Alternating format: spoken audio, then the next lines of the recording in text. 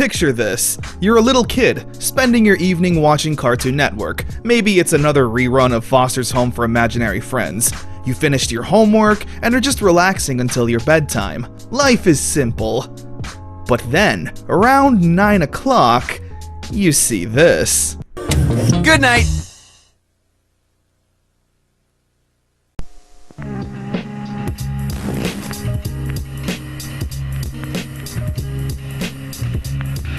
Kinda scary, right? I mean, what's going on? All of a sudden your colorful Cartoon Network bumpers were replaced with this lo-fi hip-hop and black screen with white text.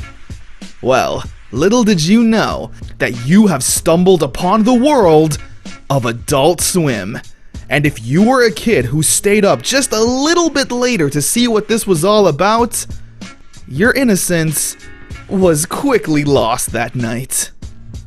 Adult Swim is a programming block that aired on Cartoon Network and made its debut onto television in 2001, between the hours of 9 p.m. and 6 a.m. As the name implies, this was a channel block meant for adults. Right at 9 p.m., in case there were kids still watching, you'd have more tame shows showing, like King of the Hill, Futurama, and Family Guy. But as the night went on, people from around the world would be introduced to shows like Aqua Teen Hunger Force, Robot Chicken, obscure shows like 12 Ounce Mouse and Assy McGee. Cartoon Network, since its inception, has never been afraid to experiment with its programming. So Cartoon Network sharing half its time slot for adult-oriented programming isn't too crazy in the grand scheme of things. And since Adult Swim technically doesn't need a large audience to keep it alive, since again, it simply shares a time slot with Cartoon Network, Adult Swim could literally do anything it wanted to. Cartoon Network doesn't care, it's free programming airing at 3 a.m, go nuts. I feel like every kid has a story of how they first encountered Adult Swim, whether it be people my age, older, or even kids today. It's almost like a rite of passage into adulthood. So I wanted to take today to just go over all the weird shows Adult Swim has had to offer throughout the years. Everything from the classics that I loved so much and were essential to my childhood, the garbage train wrecks that were so terrible, but I couldn't help but be intrigued as to how this got on TV in the first place, and this. What do you do? I do it all. Have a seat. I will, because that's something I can do. Do something. Yeah, get comfortable. We're definitely in for a long one.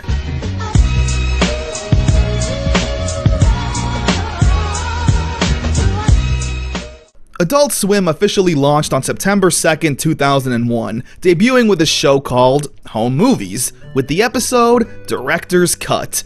It's a pretty crudely drawn show about a group of kids who just want to make movies. It was created by Brendan Small and Lauren Bouchard, the latter of which would eventually create Bob's Burgers. You can feel his influence in the dialogue. It's very Bob's Burgers.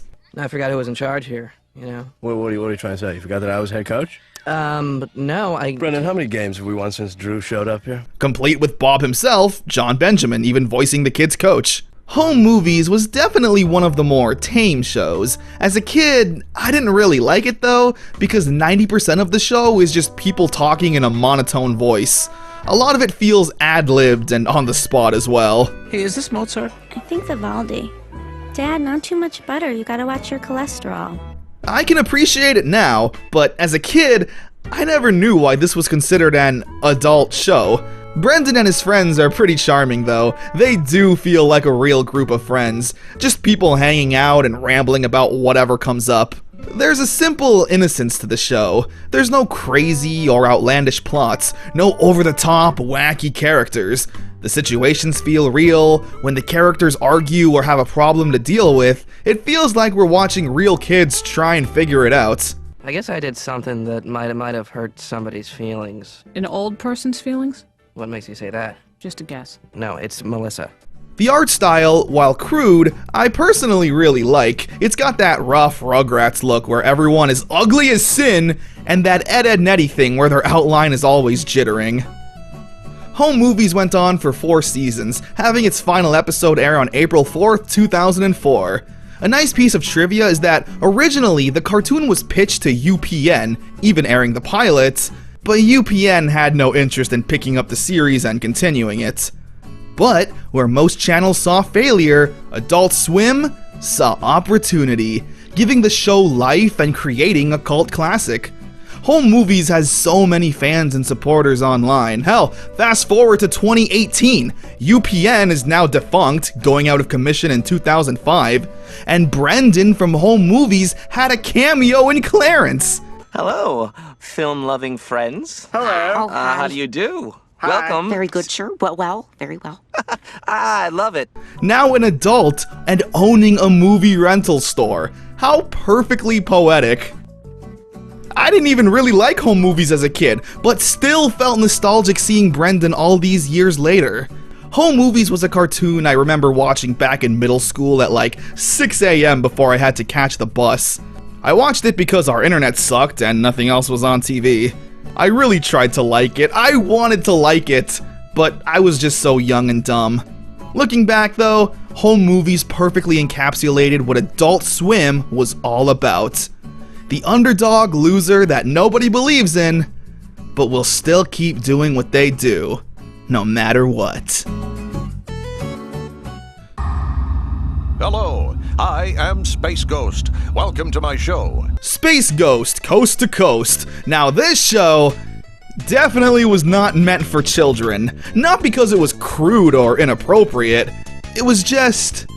Susan, welcome to the show. I take much pleasure in knowing you. Mucho gusto en conocerte. What the hell am I watching? Now, unless you grew up in the 60s, you probably don't know who Space Ghost is. I mean, hell, I didn't. But even back in the day, just by looking at him, you could tell he was some Scooby-Doo looking character. Well, Space Ghost was a property owned by Hanna-Barbera, and in 1996, Warner Brothers bought Hanna-Barbera, and Warner Brothers owns Cartoon Network. So, since Warner Brothers has all of these unused and mostly unknown characters, why not repackage them for Adult Swim? Makes sense. Kids from the 60s are now adults in 2001. It makes sense to freshen them up and make them match their target audience who watched them back in the day. Hell, when I'm 40, I hope to see a crude reboot of SpongeBob in some way. A comment like that Was that on a Tuesday? Because I think I had a guitar lesson that day. Apparently, the team was given a very small budget for the show.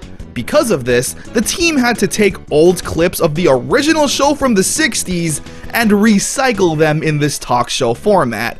It's why characters always look so awkward and their mouth flaps don't always match up perfectly with what the voice actors are saying. I remember my dad liking the show because, well, he grew up with the original Space Ghost, and seeing weird, obscure shit like this was funny. Come on, I need your superpowers.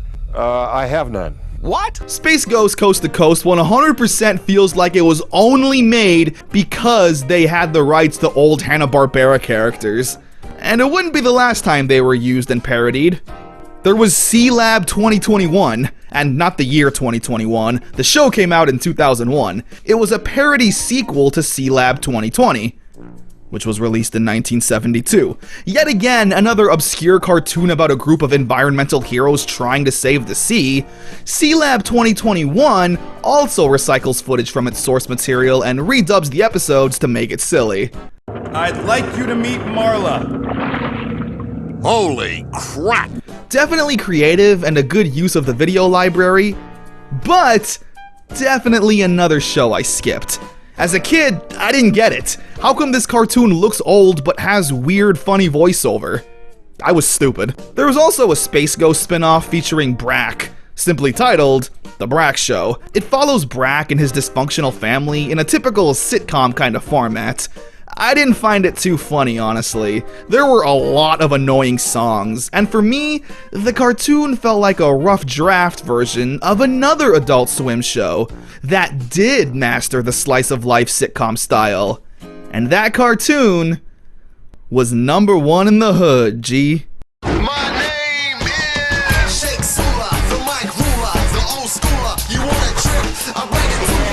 Oh, hell yeah! Now we're in business! Aqua Teen Hunger Force. No number one in the hood, G. Aqua Teen Hunger Force followed the misadventures of three friends slash roommates slash superhero team of Frylock, Meatwad, and Master Shake, all being anthropomorphic foods of their respective names. Where do you two think you're going? Wherever the hell we want. Not without me! We're going to see Little Brittle at the old folks' home. Go, without me. This was the first Adult Swim cartoon I fell in love with as a kid. I was actually able to sit there and enjoy it from beginning to end. Dancing is forbidden. The first episode of Aqua Teen Hunger Force is what I believe what the creators intended for the show to be, before eventually evolving to the gang just hanging out and seeing what shenanigans they get into. The team were meant to be a ragtag group of detectives solving crime, looking for clues and being heroes. The first episode is kinda funny, but the show does work best in my opinion when there's no real plot, and we're just following these guys do whatever. We have Meatwad, who acts as the child figure. He's innocent, sweet, and kind-hearted by nature. Yeah, he subbed it out. And look, he gave me this chrome sled. Boy, I hope it snows soon, don't you, Carl? Then we have Frylock. He's a scientist and the responsible older brother type, trying to do good and be a positive influence for Meatwad. Do you know how much water is used up every time you flush the toilet? I give. What? 3 gallons. Then we have Shake. You tell your little noodle friend he can suck my ass and lick my balls! Shake is an asshole. The loudmouth, arrogant jerk. We should not like Shake. He has zero redeeming qualities, but God is he just so funny. Food service?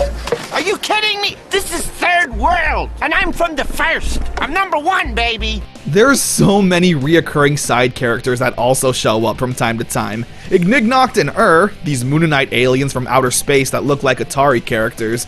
They're bent on taking over Earth, but are too stupid to really do anything. Point is, we're at the center, not you. I guess you could call them the main antagonists of the show. Either them or Carl, their pissed off neighbor. What do you need? What do you want? Can I not just live here without having to occasionally deal with you animals? If Shake isn't the funniest character in the show, there's no doubt it's Carl.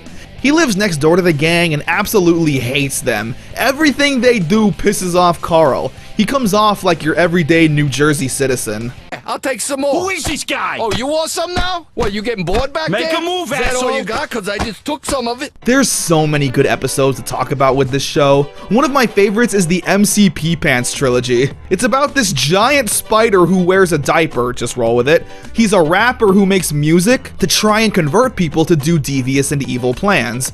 Of course, Meatwad is the only one who falls for it. There's an episode where he raps about wanting candy, and then transitioning into drilling a giant drill into the center of the earth to release hell demons and take over the— Then, after they stop him, in another episode down the road, he comes back to Earth as a reincarnated cow, rapping about the poor, hungry kids in Africa and how he wants to use people to rob a bank.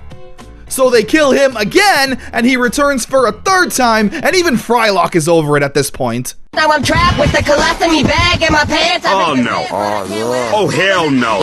You're not doing this again. No way. This show just has a perfect dynamic. They're not technically a family, but they feel like it. I love this cartoon so much. I had to beg my dad to buy the DVD, which I still own to this day. Aqua Teen Hunger Force was incredibly popular, probably the most successful cartoon to be an Adult Swim original at the time.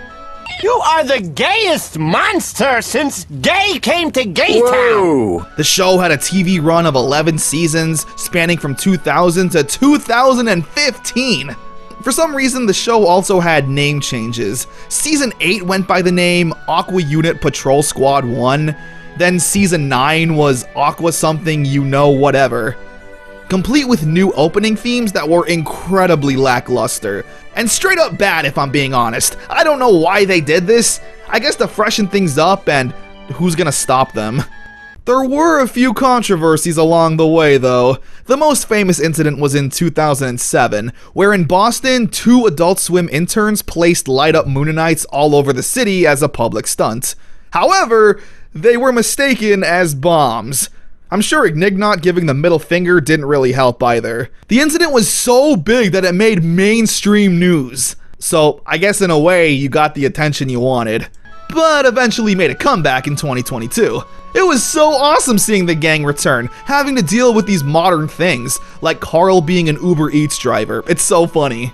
There's 2 movies released, one in theaters in 2007, and a new one released in 2022 on some streaming service, as well as a goddamn golf video game that I never played, but I'm sure was a game. I could talk about this cartoon for hours, but we have so many more shows to talk about. Just know that Aqua Teen Hunger Force is an American classic. Thank you, New Jersey. Who are we to look at these 2 fine young men and say, "You there, I sit in judgment of you"? Alright, up next is Harvey Birdman, attorney at law. Just like with Space Ghost, Harvey Birdman was an original character from the 60s, simply named Birdman. It was yet again another obscure superhero cartoon, unless of course he grew up in the 60s, then he may have been your favorite, I don't know. In this show, however, Harvey is no longer a superhero, but instead, a lawyer. A lawyer for the extended Hanna-Barbera verse. Yeah, what makes the show really charming is that all of the characters are Hanna-Barbera classics. Severe head trauma as a result of bowling ball mishap. He's a little clumsy. Like Scooby-Doo, Shaggy, Fred Flintstone, the Jetsons, they're all here. It's crazy to see, honestly. They're usually on trial for something really terrible, and Harvey has to defend them. Anymore. You guys from Florida? No, we're from the future. Yeah, the 21st century. If you're a big Hanna-Barbera fan, then every episode is gonna tickle you. I want to watch this show with the person who knows every Hanna-Barbera cartoon. I want to see them point out the random background characters and tell me who they are. What's cool is that, unlike Space Ghost Coast to Coast, Adult Swim was actually given a budget for the show, meaning they didn't have to rely on recycled footage from older shows. It's actually animated and original this time around. But I really like how they stayed true to the 60s and 70s Hanna-Barbera style. You could probably convince some dumb kid that this show came out back then.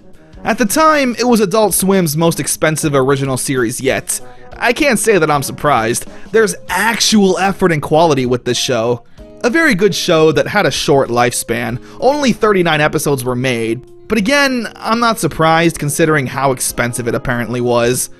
In 2021, Adult Swim would actually release a new show named Bird Girl, a spiritual successor of sorts. I've only seen one episode, but I really liked what I saw. A bit of a mix between action and drama. Not as meta and weird though as Harvey Birdman, and the art style looks pretty modern. Like, Bird Girl is actually a show you could watch sober and probably like it.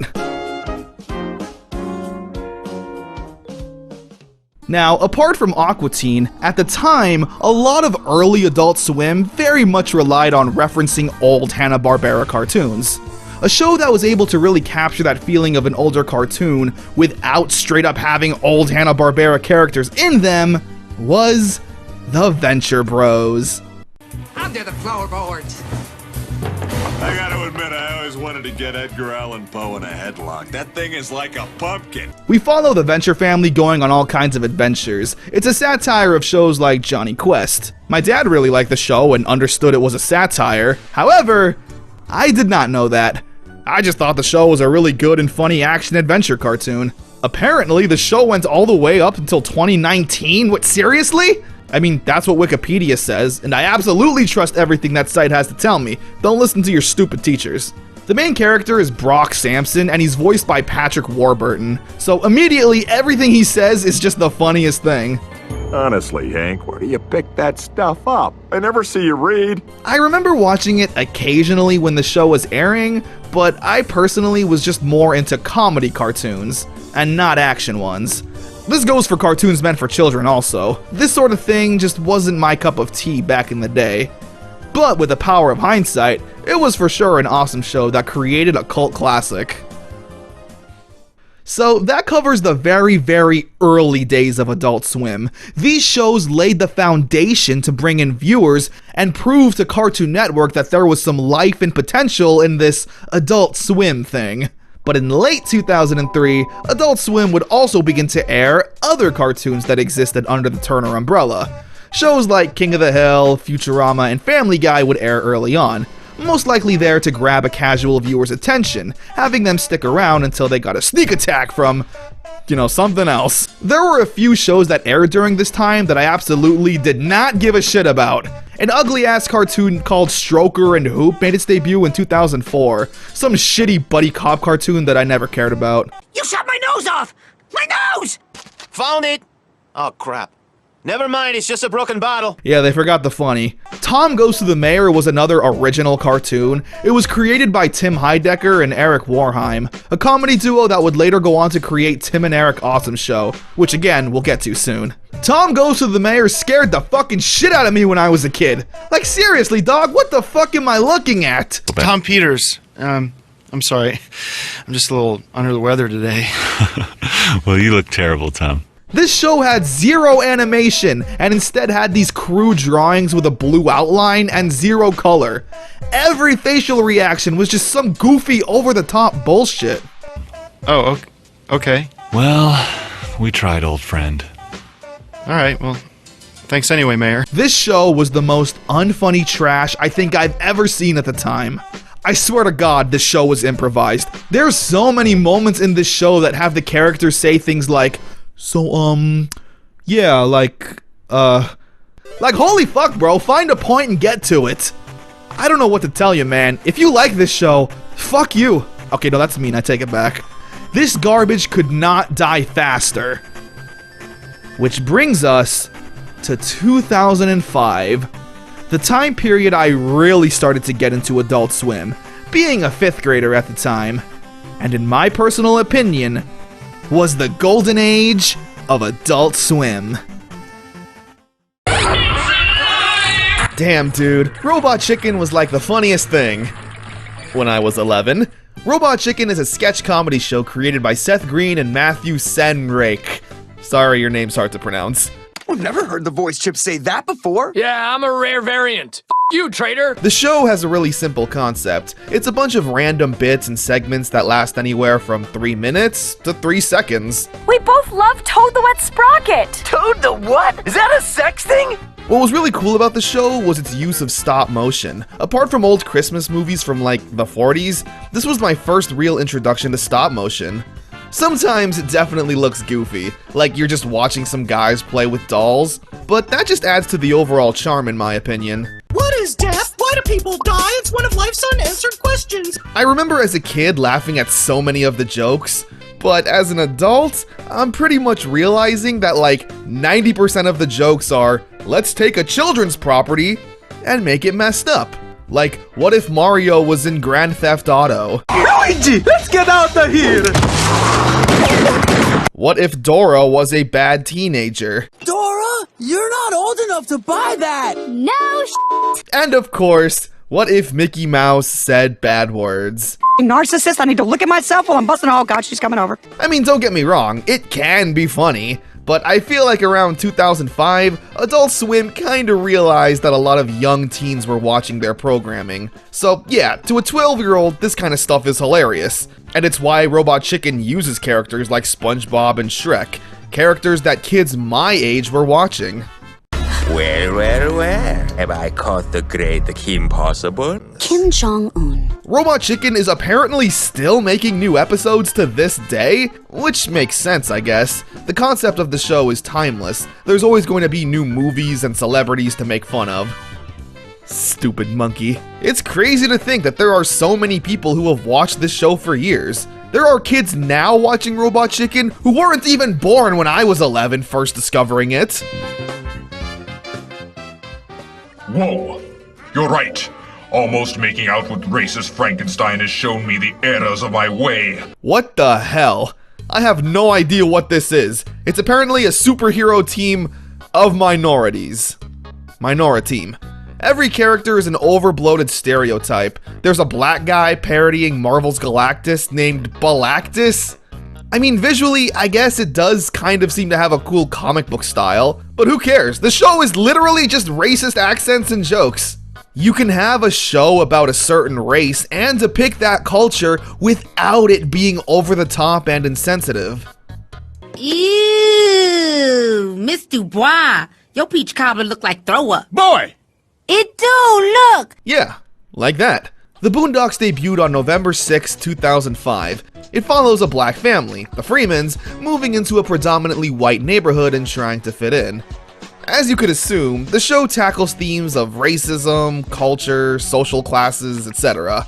Yes, the government conspires to put a lot of innocent black men in jail on fallacious charges. But R. Kelly is not one of those men. Now, I'll be honest, as a kid, I never watched the show. I always wanted to, mainly because it looked really good. This is straight up anime. Like, I wonder if people in Japan watch this and it's like, oh, that's what Americans are like. Which one of y'all drank the last glass of orange juice? That's the last food they supply of vitamin C. But the reason I never watched this show was because I would turn it on and see something like, watch where you walking, nigga. Oh, yeah, right there. Even as a young teen, I felt like the show wasn't a show for me, if that makes sense. I don't know, man, I was just a kid. Anyone older and not racist would really like the show. I watched a couple of episodes for this video, and it's a good-ass show. It gives you a look into a culture you may not be familiar with at all. Old white people obviously like to complain about the Boondocks, saying it was a bad influence. You know, like the characters say the N-word too much. The same old shit white people be complaining about for years. Why don't you go follow your punk-ass granddad back to Whitesville, fake nigga? You could literally Google Boondocks controversy and find many different times the show landed itself in hot water. But damn, that's just reality. It's not pretty, and when a cartoon shines a light on it and presents it to you on an anime silver platter, you might not like what you see. I tried to learn CPR, but they wouldn't let me, because I was black. What? Watch Boondocks. I have nothing else to add to that statement. And again, it visually just blew me away. This is easily the best looking Adult Swim cartoon. It's literally anime. It's perfect. Now, take all of those compliments I just gave Boondocks, and the complete opposite can be said about this next show. Out of my way, I'm drunk as hell! 12-Ounce Mouse. Don't let that badass punk rock intro fool you, because when you actually watch an episode, you get this. I live on an island in Iowa. Holy shit, what is this? I watched this as a kid. I sat down and watched full episodes of this. You can't park that tank here. Yeah, I watched 12-Ounce Mouse, but not Boondocks. Shows you how smart I was. I don't even really know what this show is. We follow this green mouse with a gun and his pet Skillet, who's literally just a PNG of a chinchilla. Oh yeah, and he sounds like that. I don't get it. The show's not even funny, but it's somehow like so unfunny that it becomes kind of funny. Maybe? That bartender just called you a homo. Oh. I swear this show's budget must have been blown on the intro, because god, have we even mentioned the visuals yet? What's there to talk about? Is this Microsoft Paint? The show's Wikipedia page has a production section. Why is it more than one sentence long? It should just say, they used MS Paint. This was definitely a show meant for the late night stoners who stumbled upon Adult Swim accidentally.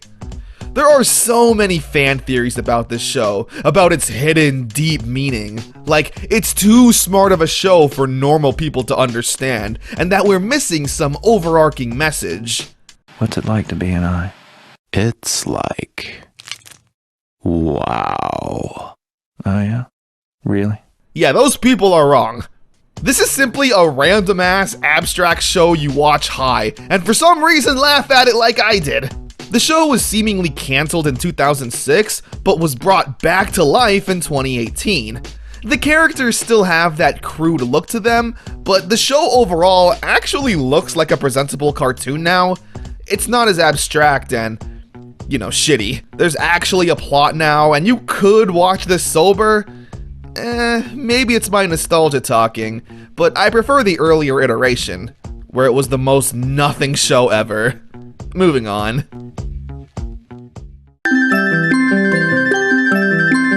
Oh no. Moral Orel. Moral Orel is so fascinating. We follow the story of a young boy named Orel. He lives in a small town where Christianity is king.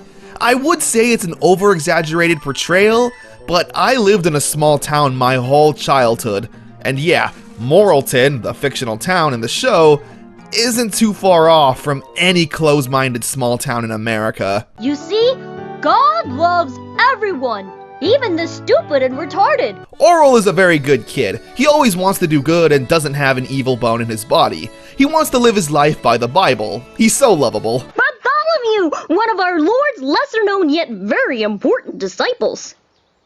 Now, Moral Orel is a tale of 2 different shows. There's a total of 46 episodes.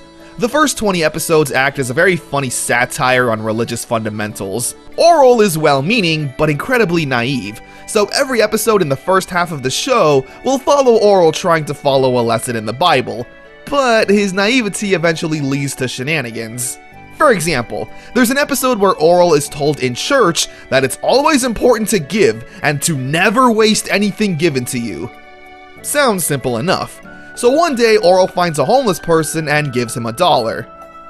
But that homeless person ends up being a drug dealer that offers crack to Orel. And Orel, being a good Christian boy, being told that good Christians never waste anything, takes the crack and smokes it. Yes, this is a show that has an episode where a little boy smokes crack. Every episode early on tends to end with Orel's father Clay spanking Orel for not following the quote-unquote good Christian values the right way. Like, Clay ends up hitting Orel not for smoking crack, but for talking in slang. Just remember the lost 13th commandment. Thou shalt not bastardize the American language. Oh. It hits really close to home for kids like me who were forced to go to church all the time. Clay giving his backwards justification on the many hypocrisies that some Christians do in their day-to-day life while acting superior is spot on. It's so funny early on. The episode's just perfectly satirizing that hardcore Christian lifestyle. But halfway through season 2, Moral Orel becomes one of the darkest shows I've ever seen. We get shown the darker side of Orelton, how the glamorized 1950s lifestyle was actually so destructive on so many people's lives. I don't want to dive too deep into it. If you want to see what I mean though, you can watch the Nature 2-parter. To give you a little taste though, Orel's dad, who was initially just a comic relief character who enjoyed beating his son, goes full-on evil by straight up taking out his frustration and beating his son for no reason. We learned that he's secretly gay, but due to his Christian lifestyle, as well as society back in the day, he was forced to marry a woman and have children. The typical American dream.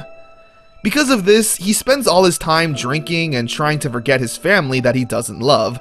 Orel's mom is also messed up, spending all of her time cleaning everything in the house to distract her from the fact that she's in an unhappy marriage. And through all of this hardship, Orel is just trying to live a good, normal Christian life. Hey, Dad. We return to another wonderfully inspirational repeat of the Link McMisson Show. Any rational mind would know. It's amazing. Seriously, you need to watch this show. Its satire is spot on without sounding too cynical. The characters are so deep and fascinating, and I love the visuals. The stop motion is really charming, and the use of clay makes it feel like a Rankin Bass Christmas movie. You know, while a kid is smoking crack. The show isn't meant to shit on Christianity and religion either, just more so to shine a light on the adults who put on the persona of being a better person because they go to church, but don't actually live their lives following the good Christian values. Orel is like the one character in the show who is genuinely good and wants to make the world a better place, despite everything in his life being miserable. We could all learn a thing or two from that. We could all have our Orel morals. Yeah, close enough.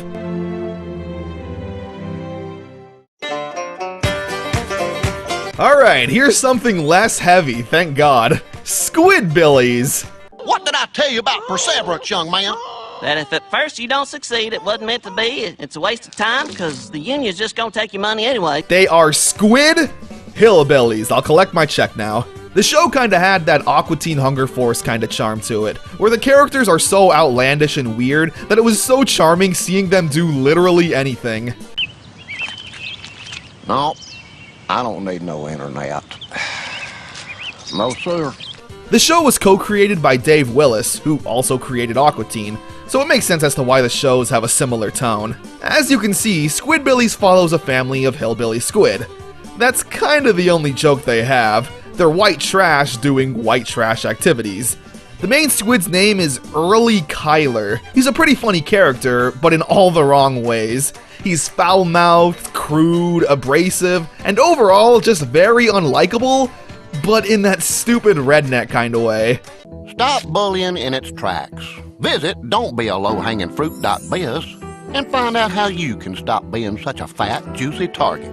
In his heart of hearts, he truly thinks he's doing the right thing to help people, but he's just an idiot.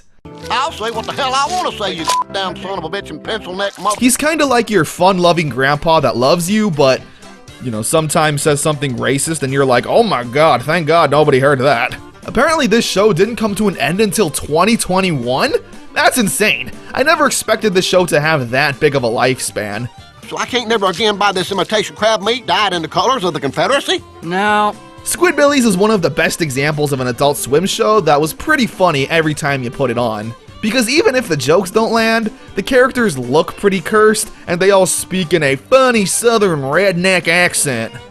Which is always funny. Sucks to see you go, Squidbillies, but you had a good run.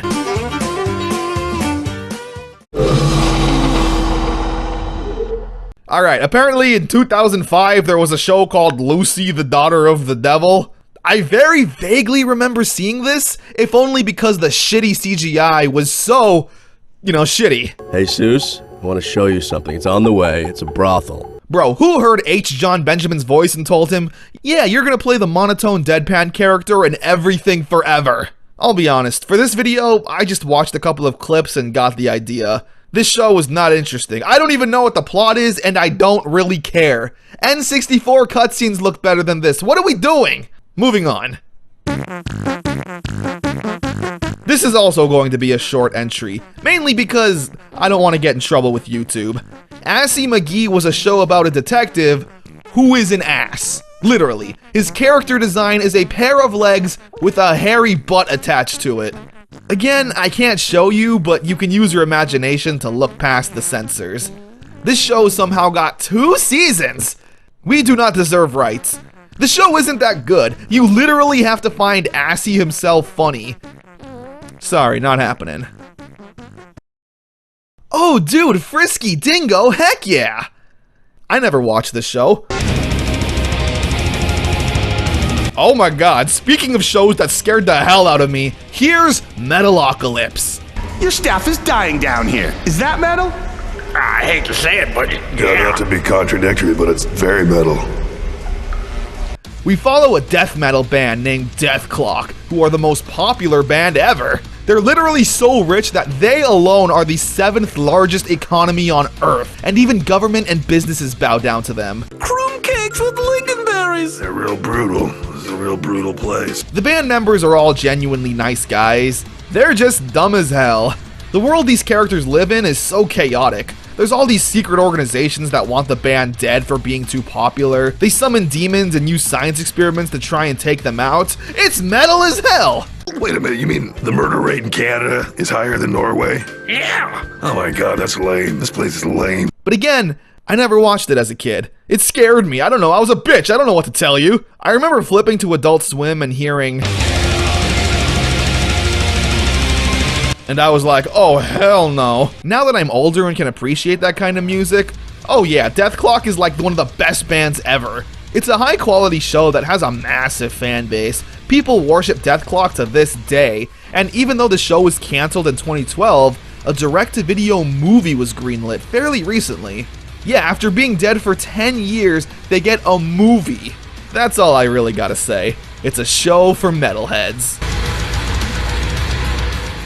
I wanted to take this time to quickly mention Toonami. Toonami was also its own anime block on Cartoon Network that aired on the weekends, usually around 5 or 6 p.m. This is where I first came across shows like Zatch Bell, One Piece, and Inuyasha, just to name a few. I won't talk about it too much because it wasn't technically a part of Adult Swim, but on Saturday and Sundays late at night, they would air anime sometimes. And I feel like I would get yelled at for not bringing it up. So yeah, shoutouts to Toonami and shoutouts to Tom. fall down 7 times, get up 8. I don't want to go down. Not without a fight. No, we'll be right there with you. Wake up. Be all that you can be. Only Toonami. And with that, what better way to end the golden age of Adult Swim? I feel like this was the peak of original programming that had the people behind their shows finally be able to create their passion projects. So many great cartoons were shown to the world that even dumb kids like me would quickly appreciate.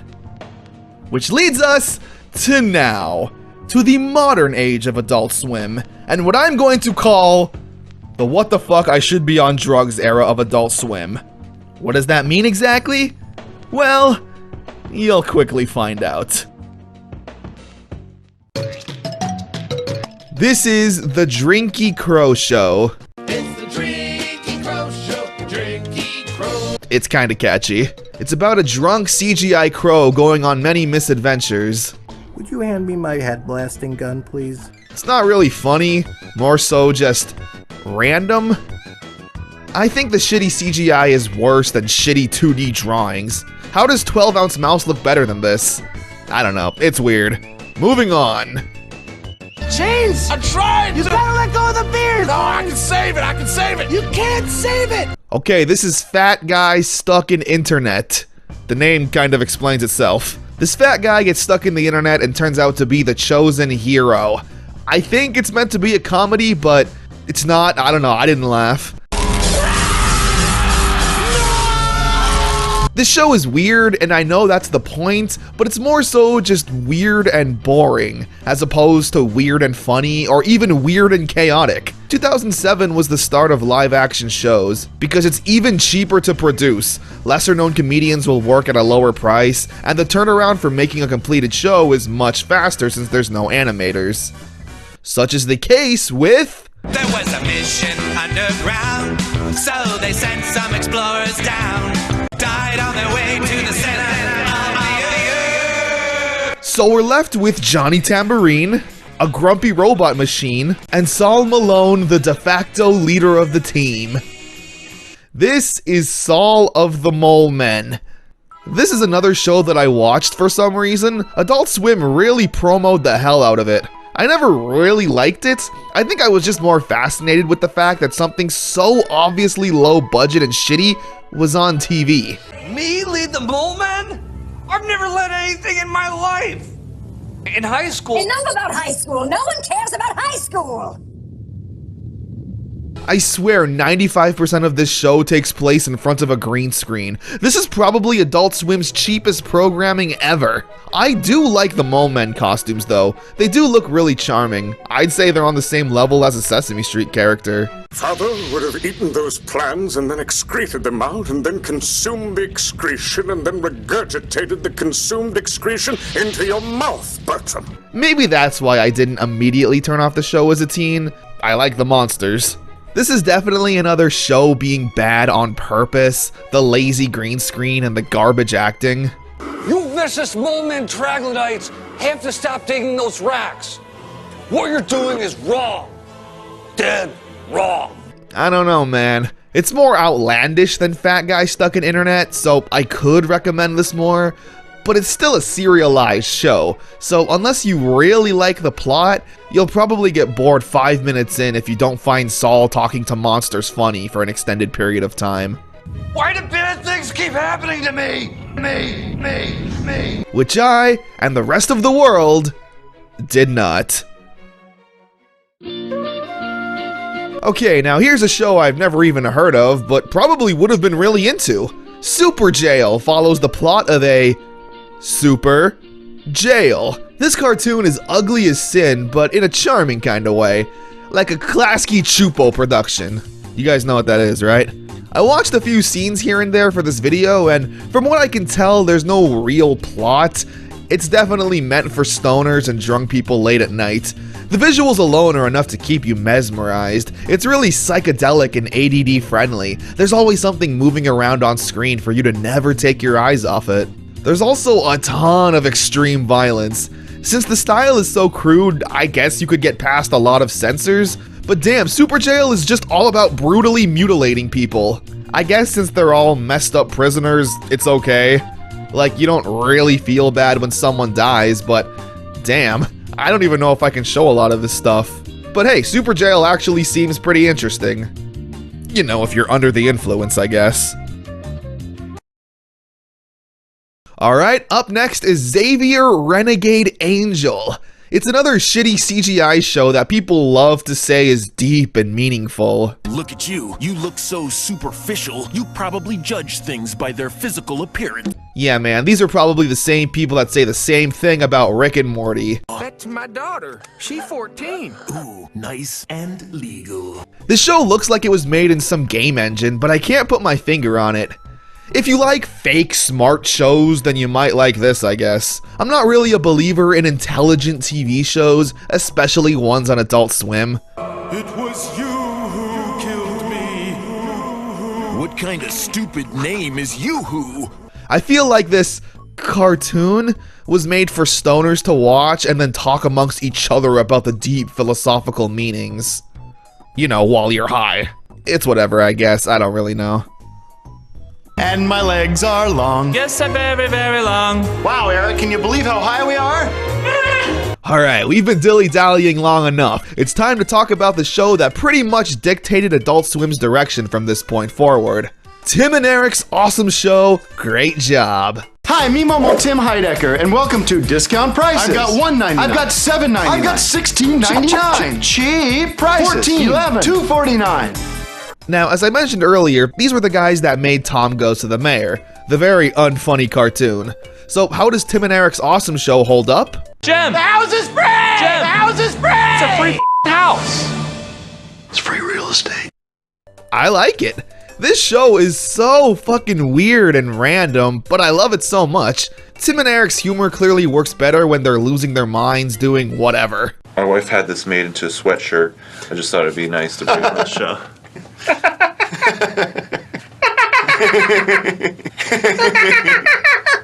The show mainly consists of sketches, songs, and commercials, each of which only last about a minute or two. It's a smart way to structure your show. Obviously, something like this is going to be very hit or miss with people. My fiance and I have been on the program for weeks, and it just works. So they never overstay their welcome with a bit you may not like. But if I'm being honest, they're all really funny. It's hard to analyze this show in a review format. It's literally just going to be me showing you funny bits. So, you know, here you go. These two office workers are planning ahead for their weekly staff meeting, but what they can't possibly plan for is a surprise visit from Spaghetti. You kinda have to be in the mindset of watching something weird to find Tim and Eric Awesome Show charming, you know?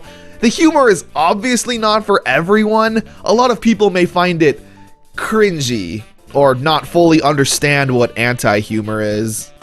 Spaghetti!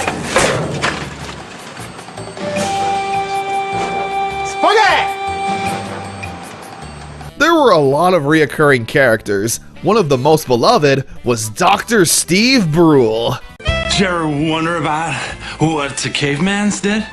And then you had to brush your teeth? They didn't use this thing, dummy. Just use a twig, that's what I do. For your health. He's a news anchor who's incredibly socially awkward, and that's saying a lot of a character on this show. I said, hey, Joshy, what the heck are you doing on the computer all the time? He said, making videos about myself. He's played by John C. Reilly, who I love so much as an actor. Step Brothers is like one of my favorite movies of all time. He plays this kind of character so well. I love Steve Brule. Do you know what you're supposed to do if you catch on fire? Stop, drop, and roll! For your health. A lot of people did too, because he even got his own spin-off show. Check it out with Dr. Steve Brule. Words.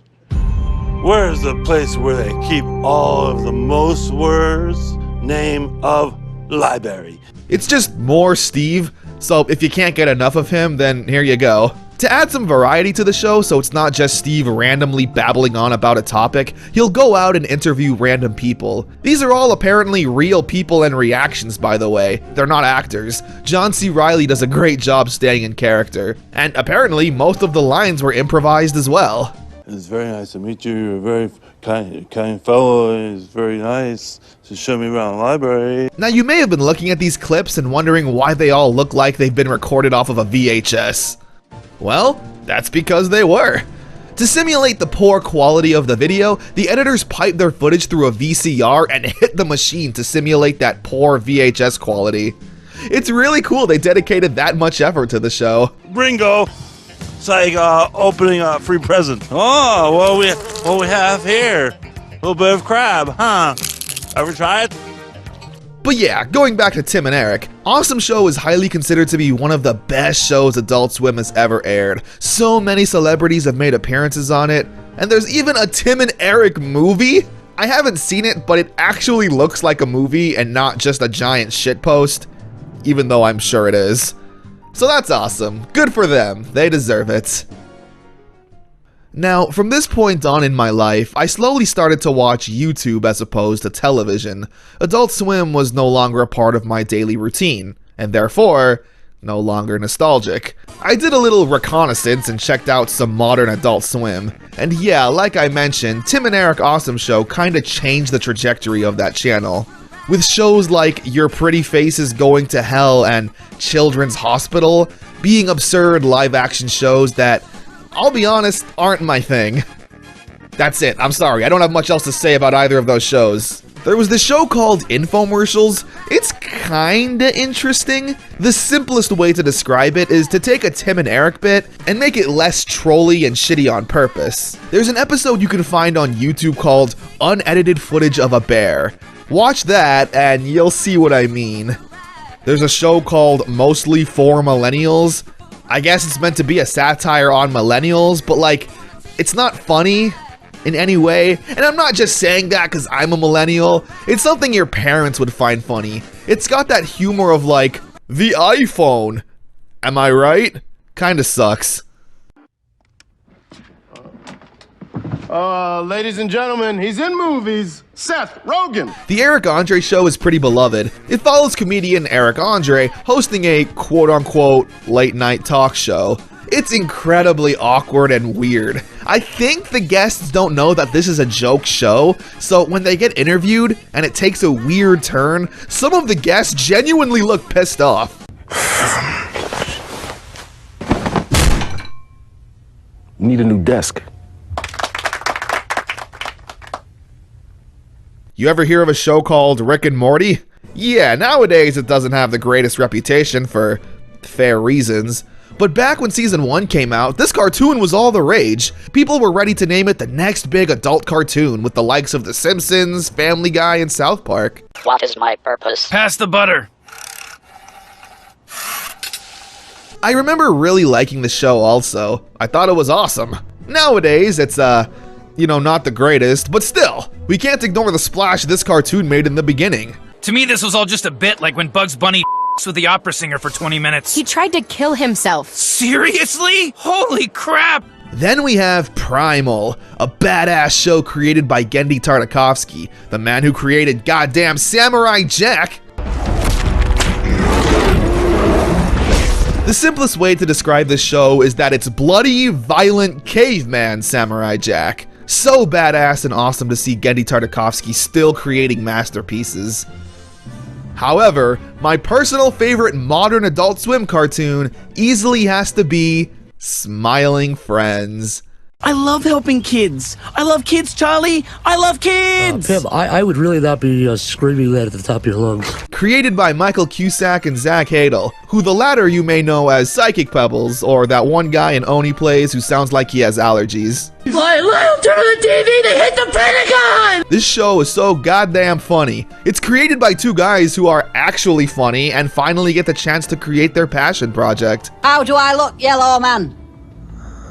You look like you're about to tell your friend not to come to school tomorrow, man. It's about two friends who work for a company whose job it is to make people smile. The cartoon is seemingly universally loved by everyone. I haven't seen anyone say anything bad about this show, which is fantastic. The fact that Adult Swim is still very much alive and kicking with these charming and absurd shows. So I went on Twitter, which is at ConnerTheWaffle if you want to follow me, and I posted favorite/underrated Adult Swim show. I wanted to get the feeling, the vibes of what a lot of people wanted to say and what maybe I left out. Alright, Gilly replied with this. I have no idea what this is. And then Lance down here says bling blong bling blong. That's not helpful. I don't know what this is. Alright, Matthew over here said Joe Pera Talks With You. This is another show I've never heard of, so let's give it a look. Hello. Hi. My name is Joe Pera. Hi. Every Tuesday, I come to my grocery store to reprise my role as shopper.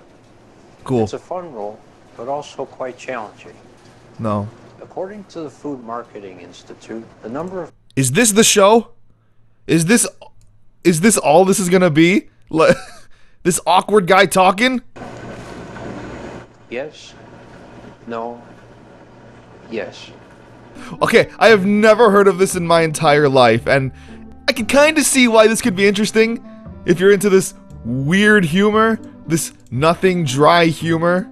What the hell is this? Perfect Hair Forever. What the? Oh my god, is it anime? Oh yeah, it's DeviantArt time. Now I'm into this. Oh no. Oh Jesus. It's everything I could have hoped for. Oh my god. This might be the best show. Oh my god, the Oblongs. I forgot about this. Yeah, it's not an Adult Swim original, but it's a show about a family of mutated people who live down by like a toxic river or something, and they all turn into weirdos like this. But a lot of people seem to be commenting their favorite shows that we talked about. We got Space Ghost, Steve Brule, check it out with Dr. Steve Brule, Space Ghost, Super Jail, Aqua Teen, Smiling Friends, Venture Bros. We seem to be on the right track. Tuca and Birdie. I have seen this, but I've never actually watched it, and I didn't really talk about it. But it's probably good. It's a cartoon. And oh my goodness, we haven't even talked about the pranks yet. Adult Swim loves doing April Fool's jokes. There was one that was really popular where the new Aqua Teen movie came out, and during regular programming like Family Guy, you could watch the entirety of the Aqua Teens movie in the bottom left-hand corner. Very small like that. It's just there. It's just, here's Family Guy, or you can watch the Aqua Teen movie with no audio. Nothing. It is the stupidest thing ever, but it's there. Thanks, guys. There was one year where Adult Swim did a 12-hour marathon of The Room. You know, that wonderful, talented movie is just on repeat, non-stop. Definitely a product of the time. Whenever the Nostalgia Critic video on this came out in like 2012 or whatever, yeah, The Room was the funniest thing. Then there were pranks that people did not wish were pranks, such as the case with Learning with Pibby. It follows this little child, this cute little educational character, basically being attacked by evil glitches and hopping through the Adult Swim and even just larger Cartoon Network universe. Throughout random Adult Swim shows, you'd be able to find glitches that Pibby was attacking and Pibby would show up. It was really cool. It was through like every single show. Here's the Eric Andre show, beloved cartoon Eric Andre, getting glitched out and kind of creepy. I don't really like this. And it would be up to Pibby to save the day. It is the coolest thing. Everyone wanted more Pibby. It doesn't matter if it wasn't real or just a prank. People like me included, want Pibby to this day. We are not accepting life without Pibby. Shows that any other TV network would kick off the air or not even give the time of day. We have Adult Swim to thank for having a platform to show the world to follow your dreams. No matter how weird or seemingly unpopular it might be, it'll have a spot in someone's heart. So don't take no for an answer, and just go out there and create whatever your heart desires. Oh snap, look at that. The sun's coming up. I guess it's time to sign off and get back to our regularly scheduled children age appropriate programming. Thanks for hanging out and joining me on this nostalgic look back on Adult Swim. Later.